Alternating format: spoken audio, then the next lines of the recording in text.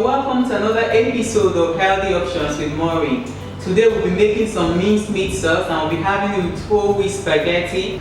The good thing about whole wheat spaghetti or whole wheat pasta as a whole is that it's rich in fiber. Thereby it helps in controlling blood sugar and also regulating cholesterol levels in the blood. Another good thing about whole wheat pasta is that it's lower in calories and it can actually keep you filled for longer. It aids in digestion as well because of the fiber content in the whole wheat pasta. You can find whole wheat pasta in any reputable supermarket. It's slightly more expensive than the regular pasta, but you cannot compare it to the regular pasta because the regular pasta, of course, is made with refined flours. This one is made with the whole wheat kernel, which is what makes it richer. Come with me as we make this. I know you will like this. Please, if you've not subscribed, don't forget to do so by hitting on the red button. Thank you. So for our minced beef sauce, we'll be needing some tomato, pre-cooked minced beef. As you can see, I've already cooked this. That's why you can see some onions in it. Garlic, ginger garlic paste, carrot, curry powder, some peppers, thyme. This is completely optional. Green bell pepper, onions, some vegetable oil, cumin, bay leaves, sea salt, coriander, and some celery stalk. So the first thing we do is that we'll be blending the tomatoes in a blender. So I'll be adding on some of the tomatoes and I'll also be adding on the garlic. So the garlic goes in. So as you can notice, I just put on quite a bit of the tomato because I want to blend to a smooth paste this particular batch because of the garlic present in it. So I'll be turning on my blender. So that's the texture I'm looking for. I'll be adding on the other tomatoes. This particular batch I will blend roughly, just quite roughly, because I don't want the tomato in the sauce to be completely smooth. So I'll just blend roughly. I'll also add the peppers to the tomato. So I just added all the tomato to the blender now. I'll be adding on the peppers as well. So the peppers go in and we are going to start blending.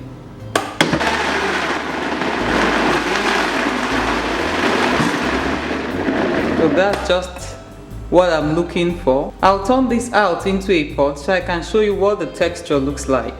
So into a pot it goes. That's the texture we are looking for. As you can see, we don't want a smooth texture at all. So I'm going to place this on heat and reduce it completely, and I will come back and show you what next to do by the time most of the water has evaporated. So after about 30 minutes, that's what we have. You can see the fluid in the tomato is almost dried up. So I'll keep cooking and I'll come back and show you what next to do once it's ready. As you can see, I just turned out the tomato into a bowl. The water in it has almost evaporated, though we still have a tiny bit left. So we'll proceed cooking now. So I have a pot on heat, and into my pot I'll be adding my oil. And immediately I add my oil, the next thing that will be going in will be the onions. So the onions goes in, and the next thing that goes in right after the onions goes in are the bay leaves. So the bay leaves go in, and this is going to cook with the onions until the onions becomes translucent. So that's exactly what we are looking for with our onions. And the next thing that will be going in will be the ginger garlic paste. And then we stir. So after about 30 seconds of adding on the ginger garlic paste, the next thing that goes in will be your celery stalk, the cumin, the salt, and the coriander. They all go in at once, and then you stir.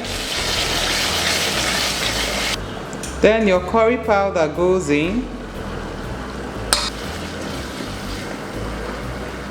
The thyme goes in. Then the carrot goes in. I've turned down the heat to prevent the spices from burning. So I'll let this hang on for a few seconds, then we'll add the other ingredients. So as you can see, it's sizzling away. The next thing that goes in will be the tomato, and of course you stir. At this point I'll be turning up the heat. Remember, we turned down the heat when we added the spice to prevent it from getting burnt. So I just increased the heat now, and I added on the tomato, and immediately I add on the tomato, the next thing that goes in will be my minced beef. So that's my minced beef.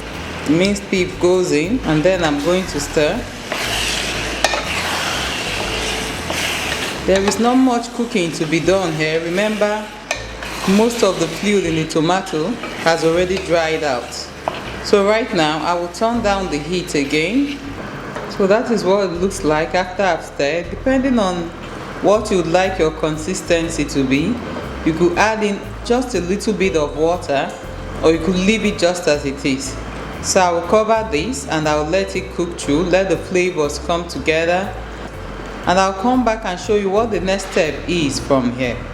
So after about 5 to 7 minutes of adding on the tomatoes and the minced meat, I just opened it, and that's what it looks like now. So I'm going to give it a good stir. Then the last thing that will be going in at this stage will be your green peppers. So your green peppers go in, and then you stir. This is just going to cook for a few seconds, probably about 30 seconds. Then I will turn off the heat, and I will show you how I serve this with the whole wheat pasta. So for our pasta, we need just one package of whole wheat spaghetti.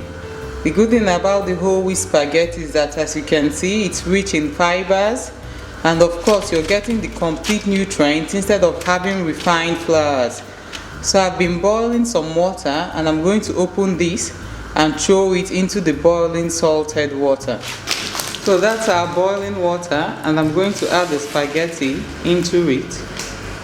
I also like to throw on a bit of oil while making my spaghetti, so I'm just going to put a dash of oil. That's exactly what we need. So we'll let this cook through, and I'll come back and show you what it looks like before we serve. So that's the pasta. It's completely cooked now. I've tasted a strand, and it has the perfect texture. I will sieve out the water, then rinse it out under the cold tap, and I will come back and serve it. So as you can see, I'm adding on some water to rinse out the pasta, because I don't want any sticky bits at all. I will drain it out with a colander now, let it drain completely, then I'll come back and serve. So that's exactly how I will serve my whole wheat pasta with the minced beef sauce. I hope you give this a go and let us know what your take is on it. Please, if you've not subscribed, don't forget to subscribe by clicking on the red button. Thank you.